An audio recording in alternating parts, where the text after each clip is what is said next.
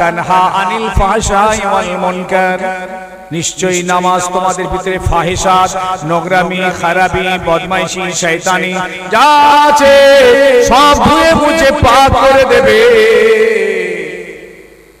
নামাজ তো পড়ছি, শয়তানি যায় না কেন? নামাজ তো পড়ছি, বদমাইশি যাচ্ছে না কেন? নোংরামি যায় না কেন? আল্লাহ বলছেন নামাজ পড়লে নোংরামি চলে যাবে। নামাজ তো পড়ছি, নোংরামি যাচ্ছে না কেন? নামাজি মিথ্যা বলে কেন? নামাজি সুদ খায় কেন? নামাজি বাপ মাকে ভাত দেয় না কেন? নামাজি পরের জায়গা মারে কেন? মিথ্যা বলে গায়ে কথা শুনছেন নাকি? নামাজি গীবত করে কেন? কোরআন বলছে ইন্নাস সালাতা তানহা আনিল ফাহশাই ওয়াল মুনকার। সমস্যাটা কোথায়? কিছু কোরআনের আয়াতের সমস্যা হলো নাকি? নাকি নামাজের সমস্যা হলো নাকি? নাকি নামাজির সমস্যা হলো? কার দোষ? আল্লাহর নবী একদিন সাহাবীদের বললেন, ও আমার সাহাবীরা, তোমাদের বাড়ির সামনে দিয়ে যদি একটা নদী বয়ে যায়, এই নদীটাতে যদি তোমরা সারা দিনে 5 বার গোসল করো, তোমাদের শরীরে কি কোনো ময়লা থাকবে? সাহাবীরা বললেন, জি না ইয়া রাসূলুল্লাহ, অবশ্যই কোনো ময়লা থাকবে না। সারা দিন যদি 5 বার ওই নদীটায় যদি আমরা ডুব দিই, শরীরে কোনো ময়লা থাকবে না। আল্লাহর হাবিব বললেন, বাবারা, তোমাদের বাড়ির সামনে দিয়ে আল্লাহর 5 ওয়াক্ত নামাজের নদী বয়ে যাচ্ছে, 5 বার যদি এই নামাজে তোমরা দাঁড়াও, নামাজের মুসাল্লা বিছিয়ে এই নদীতে যদি 5 বার ডুব দাও, তোমাদের শরীরে কোনো ময়লা থাকবে না।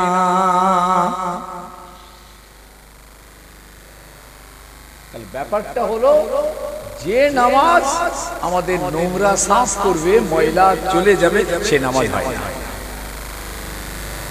এই জন্য নামাজ পড়তে গিয়ে মসজিদের ভিতরে মারামারি দেখেছেন না? অনেক যায় মসজিদের ভিতরে মারপিট। সর্বনাশ!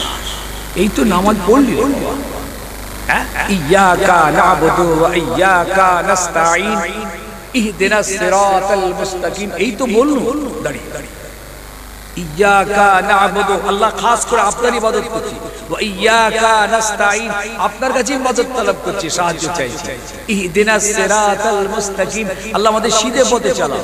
এই সব বলে বকে বেরিয়ে মাটি হচ্ছে না, হয় না? মসজিদে মাটি ধরে দেয়।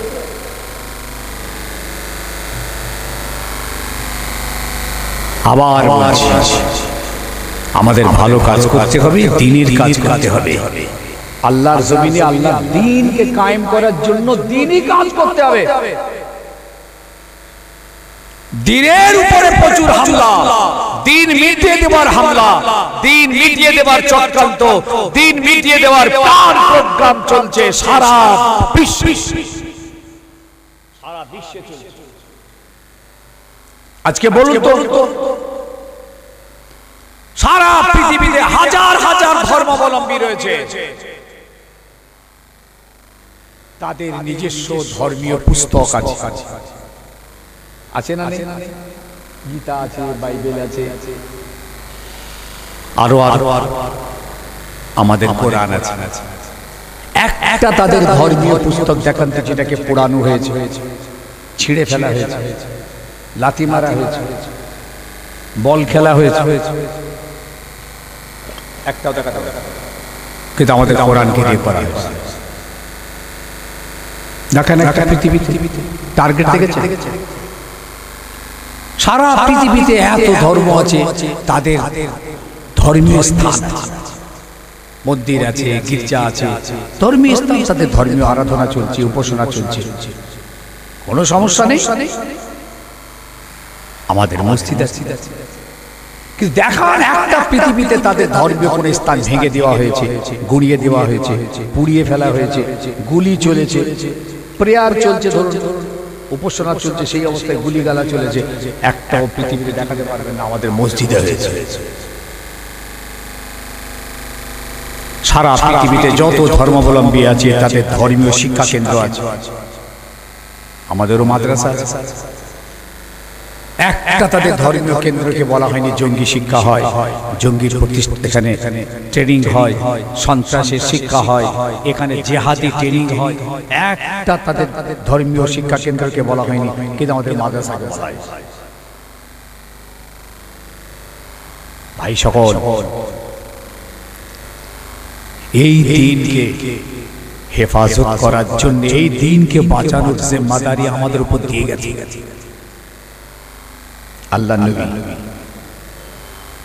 এই দিনের হেফাজত করতে হবে। আল্লাহ নবী বলেছিলেন, তারাকতু ফীকুমুস সাকালাইন ওয়া ফি রিওয়ায়াতিন তারাকতু ফীকুমুল আমরাইন কিতাবুল্লাহ ওয়া ইতরাতি ওয়া ফি রিওয়ায়াতিন কিতাবুল্লাহ ওয়া সুন্নাতি রাসূলি ফামান তামাসসাকতুম বিহিমা লান তাদাল্লু বাদি। দুটো জিনিস আমি রেখে গেলাম, কোরআন আর আহলে বায়াত, দুটো রেখে যাচ্ছে। অন্য রিওয়ায়াতে আছে কোরআন আর সুন্নাতে রাসূল হাদিস। লান তাদাল্লু বাদি মা তামাসসাকতুম বিহিমা, এই দুটোকে যারা মজবুত করে ধরবে, আমি মুস্তাফা বলে যাচ্ছি, আমার পরে তাদের কোনো নোকসান হবে না, কোনো ক্ষতি হবে না, না দুনিয়াতে না আখিরাতে। তাই রাসূল আমানত দিয়ে গেছেন, সেই আমানতকে আমাদের কাছে পৌঁছাতে গিয়ে জীবনের কত ঘাত প্রতিঘাত, কত চরম পরিস্থিতির ভিতর দিয়ে সাহাবায়ে কেরামদেরকে সংগ্রাম করতে হয়েছে, কত রক্ত দিতে হয়েছে, কত শহীদ হতে হয়েছে, কত টুকরো টুকরো হয়ে গেছে। তার বিনিময়ে আজকে দ্বীন পেয়েছি, ইসলাম পেয়েছি, কোরআন পেয়েছি, সুন্নাহ পেয়েছি। তাই সকল, সেই দ্বীনটাকে পিটিয়ে দেওয়ার চক্রান্ত এখনো আছে, তখনও ছিল, এখনো আছে, আগামীতেও থাকবে। আপনি কিছু করতে পারবেন না, আমাদের করবার কিছু সারা পৃথিবী এখন কি করবেন? হয়তো আসামের মাদ্রাসা সব বন্ধ করে দিয়েছে, কি করবেন? কি করেছে? কিচ্ছু করার নেই। আমার নবীর সময়ে যেমন আবু জেহেল আমার নবীর উপরে খুব হামলা, আমার নবীর উপরে প্রচন্ড রাগ, আমার নবীকে মেরে ফেলার চক্রান্ত, আমার নবীকে গন্ডা দিয়ে ঘিরে ফেললো, কত রকমের প্ল্যান প্রোগ্রাম করে নবীকে মারতে চেয়েছিল, কিন্তু মারতে পারেনি। নবী মদিনায় চলে এলেন, এত রাগ আবু জেহেল পরের বছরে মদিনায় আসছেন নবীকে মারবে। আর সেই আবু জেহেল নবীকে মারার প্ল্যান তৈরি করে পরের বছরে জিহাদ বদরের ময়দানে হাজির হচ্ছে, নবীকে মারবে, কোরআন মিটিয়ে দেবে, দ্বীন মিটিয়ে দেবে। তাহলে জিহাদি কারা? আমাদেরকে জিহাদি বলছো? জিহাদি তো তোরাই তো মারার জন্য বেরিয়ে এলি। নবীকে মক্কায় মারতে পারলি না, মদিনায় মারতে এসেছিস। আমাদের একটা দেখো তো দেখি, যে আমার নবী আগে হামলা করেছে কোন জায়গায়, একটা দেখান। তীর ছুঁড়েছে একটা দেখান, তলওয়ার চালিয়েছে একটা দেখান। চ্যালেঞ্জ রইল কিয়ামত পর্যন্ত, দেখাতে পারবেন। আর আমরা দেখিয়ে দেবো হাজার হাজার প্রমাণ যে জিহাদি তোমরা। আজকে আমাদের কোরআনকে জিহাদি, ধর্মটাকে জিহাদি ধর্ম, কোরআনের প্রতি টর্চারিং হচ্ছে, কোরআনের ভুল ব্যাখ্যা হচ্ছে। বুঝেছেন? আমার নবী যখন মক্কা থেকে মদিনায় চলে গেলেন, আবু জেহেল চিৎকার করে বলেছিল, লা ইখরিজান্নাল আ'আজ্জু মিনহাল আযাল্লা। আমি মদিনায় গেলে মুহাম্মদকে মদিনা থেকেও বার করে দেওয়া হবে। মক্কা থেকে বার করেছি, মদিনা থেকেও বার করে দেব। আমরা হচ্ছি ইজ্জতওয়ালা, মুহাম্মদ হলো জিল্লাতওয়ালা। আমরা হচ্ছি শরীফ, মুহাম্মদ হলো জলিল। এই বলে আবু জেহেল হুঙ্কার দিতে লাগলো। আমার আল্লাহ আমার নবীকে বললেন, ও নবী তুমি কোনো দুঃখ নেবে না। ওয়ালিল্লাহিল ইজ্জাতু ওয়া লিরাসূলিহি ওয়ালাকিন্নাল মুনাফিকিনা লা ইয়াফকাহুন। ও নবী, ইজ্জত হলো আল্লাহ আল্লাহর রাসূলের জন্য। ওয়ালিল্লাহিল ইজ্জাতু ওয়া লিরাসূলিহি ওয়ালাকিন্নাল মুনাফিকিনা লা ইয়াফকাহুন। ওরা মুনাফিক, ওরা জানে না নবী ইজ্জতের মালিক গোলাম আমি আল্লাহ।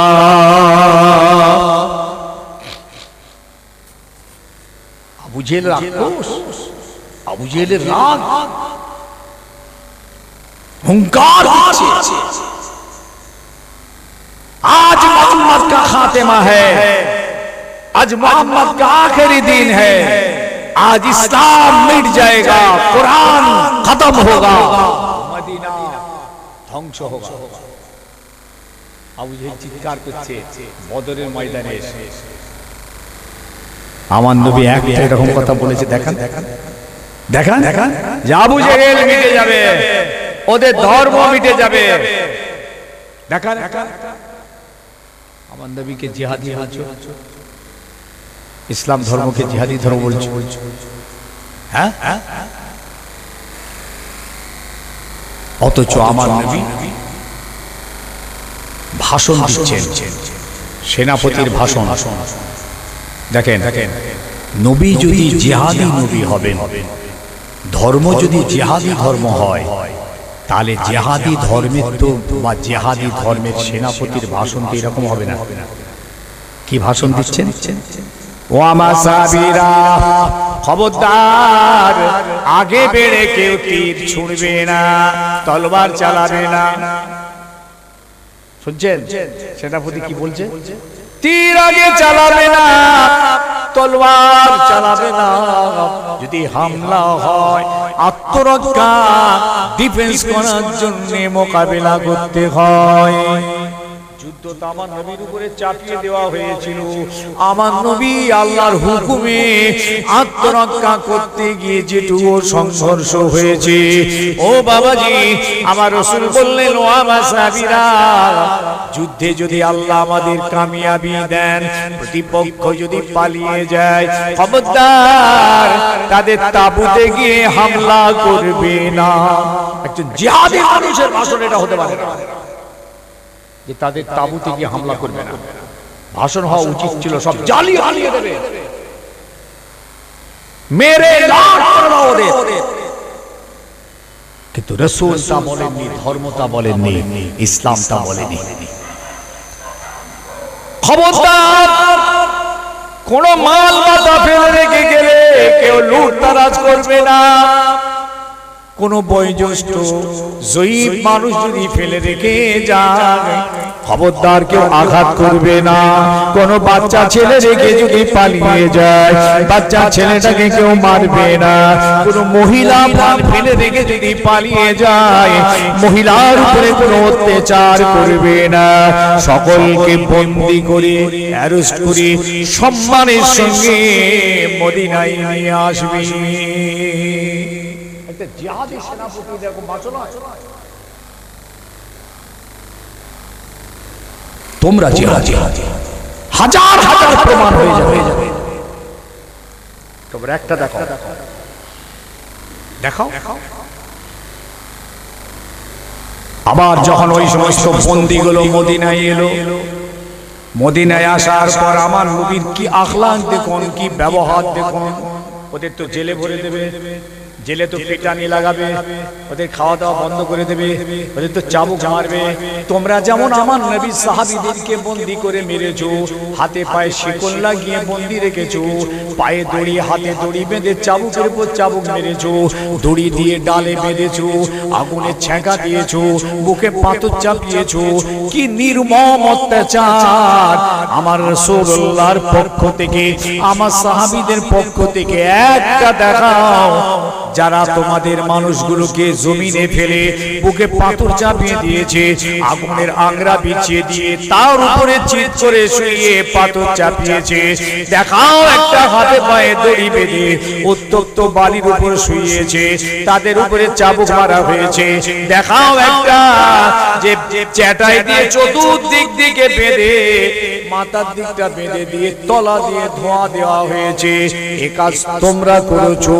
আমার নবী সাহাবীদের পক্ষ থেকে একটা প্রমাণ দেখাতে পারবে না। জিহাদি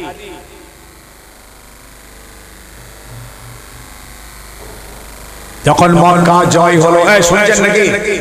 শুনছেন? মক্কা যখন জয় হলো, আমার নবীর হাতে মক্কা এলো। রাসূলকে তো মক্কা থেকে তাড়িয়ে দিয়েছিল। 8 বছর পর নবী মক্কায় ঢুকছেন। ক বছর পর? 8 বছর।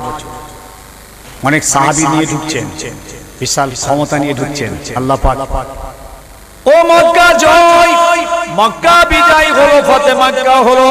আল্লাহর নবী সাহাবীদের নিয়ে মক্কা শরীফে, হেরেম শরীফে এসে পৌঁছে গেলেন। ও আমার বাপেরা, সাহাবীরা দলে দলে যখন ভিতরে চলে এসেছে, আমার নবী আজানের ব্যবস্থা করে বেলালকে দিয়ে আজান দিয়া করালেন। জামাতের সঙ্গে নামাজ হলো। এই নামাজের পর আমার নবী ঘুরে দাঁড়ালেন। তখন মক্কার সেহেনখানার চতুর্দিকে শত শত শত শত মক্কাবাসীরা দাঁড়িয়েছিল। আমার নবী পাকের সব আত্মীয় স্বজন, আমার নবীর রিশতাদার, কারাবারদাররা সব ভুল হয়ে দাঁড়িয়ে আছে। তাদের মনটা ছোট হয়ে গেছে। এই মুহাম্মদকে আমরা তাড়িয়ে দিয়েছিলাম, পাগল বলেছিলাম, জাদুকর বলেছিলাম, মৃত্যু বলেছিলাম, ভণ্ড বলেছিলাম, কাযযাব বলেছিলাম, থুতু মেরেছিলাম, ঢিলা মেরেছিলাম, পাথর দিয়েছিলাম, কাঁটা দিয়েছিলাম। সেই মুহাম্মদ আজকে এসেছে বিশাল শক্তি নিয়ে, আমাদের আজকে বদলা নিয়ে নেবে। জিহাদি নবী, সন্ত্রাস সৃষ্টি করে, জুলুমবাজি নবী আমাদের, নাউজুবিল্লাহ। ওই একটা কি ওয়াইসি না কি নাম ওটাকে, কে? না না না, ওই যে মুসলমান থেকে হিন্দু হয়ে গেল, বুঝতে পারছে না? রেজবি, কি রেজবি যেন, কি রেজবি নামটা? হ্যাঁ হ্যাঁ হ্যাঁ, সেলিম যাদব, রেজবি রেজবি কি একটা।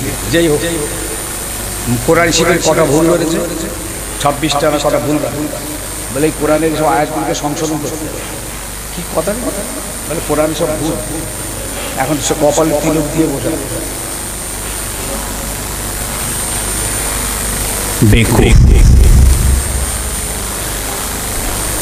আমার নবী মক্কার সেহেনখানায় দাঁড়িয়ে ওই হাজার হাজার মক্কাবাসীর দিকে লক্ষ্য করে কি ভাষণ দিয়েছিলেন। আমার নবী তো এই দিন বলতে পারত আমার দুশমনেরা, কিন্তু আমার নবী সেদিন বললেন ও আমার দেশবাসী ভাইয়েরা। কি ভাষা দেখেছে? ও আমার দেশবাসী ভাইয়েরা। হুজুর কিন্তু বললেন না আমার দুশমনেরা, তোমরা আমার কাছ থেকে কিরকম ব্যবহারের আশা করো? আল্লাহ পাক আজকে আমাকে কাবা আমার হাতে দিয়েছেন, কাবার মালিক আমি, আমার হাতে চাবি, আসমান আর জমিনের খাজানার চাবির মালিক আল্লাহ আমাকে করে দিয়েছেন। তোমরা যে আমার কাছ থেকে কিরকম ব্যবহারের আশা করো? এদিকে সাহাবীরা বলতে লাগলেন ইয়া রাসূলুল্লাহ, একবার অনুমতি দিন, আমরা আজকে প্রতিশোধটা নিয়ে নেব, বদলাটা নিয়ে নেব। আমরা বাবারা, মাহারা, ঘর হারা, ভিটে হারা, ছেলে হারা, সর্বহারা হয়ে মদিনায় চলে গিয়েছিলাম। আজ আমাদের পাওয়ার বেশি, ক্ষমতা বেশি, দল বেশি, লোক বেশি, শক্তি বেশি। আজ আমরা বদলাটা নিতে চাই। ইয়া রাসূলুল্লাহ, আপনি একবার অনুমতি দিন। আমার নবী জিহাদি নবী যদি হতেন তাহলে নবী তো বলতেন তোমরা চালিয়ে দাও, চালাও। কিন্তু আমার নবীর আদর্শ, আমার নবী তখন বলেছিলেন ও আমার সাহাবীরা সবর করো, সবর। আল্লাহ পাক আমাকে প্রতিশোধ নেওয়ার জন্য পাঠাননি, আল্লাহ আমাকে রাহমাতাল লিল আলামিন করে পাঠিয়েছে। জি, আমার নবী তাদের বদলা নিয়েছিলেন। ইসলাম ধর্মটা যদি জিহাদি ধর্ম হতো, তাই রাসূল সেই দিন ওদের উপরে জিহাদ করতেন, সব একটা একটা করে মেরে কচু কাটা করে রাসূল তাদের ক্ষমা করে দিয়েছিলেন। হুজুর বিনিময়ে বলেছিলেন, তোমরা আমাকে ঢিলা মেরেছিলে, পাথর মেরেছিলে, পাগল বলেছিলে, জাদুকর বলেছিলে, ধুলো